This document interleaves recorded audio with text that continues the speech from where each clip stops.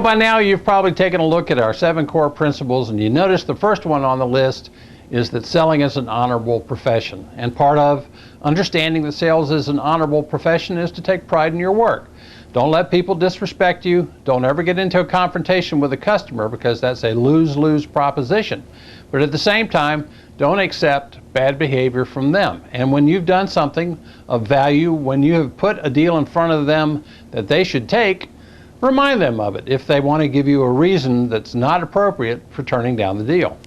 I'll tell you a story about years ago. I called on a customer, and I knew that the customer already had a vendor for the product that I was selling, and I made the following proposition. If I can provide better value to you, if I can put a better deal in front of you in terms of price and service, will I get the business? And the customer said, sure.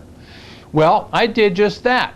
I was working for a cargo carrier, and I came up with a plan that would move the goods to the destination 2 days faster than the current carrier at a price that was 10% less expensive. And I asked for the business, and I was turned down. The guy said, well, you know, the current carrier matched your price, and all things being equal, I'm not going to make a change. I'm just going to stay where I'm at. Well, I made the mistake of accepting that, and I went home. Well, the next day I was telling my boss and my mentor about the conversation and how it had gone. And he said, now let me understand this.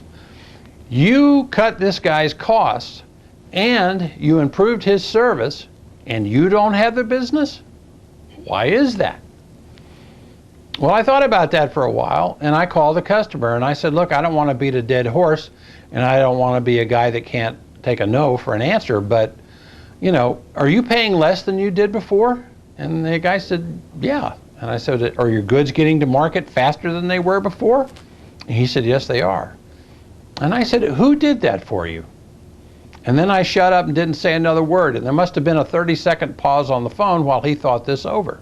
And finally he said, you did. And I said, then why don't I have the business? Another 30-second pause. And he finally said, as of now, you do. Well, that's just an illustration about how you have to have pride in your work, how you have to understand when you've put good value in front of a customer, and how you have to insist that they recognize the value that you've placed on their plate. We get into the habit of hearing no when we're in sales because, unfortunately, it's part of the reality of being in selling. It's sort of like being a baseball player. You're going to hear no a lot more than you hear yes, and if people say yes even a third of the time, well, you're going to be a superstar. But you don't want to get into the habit of accepting no when it really shouldn't be a no.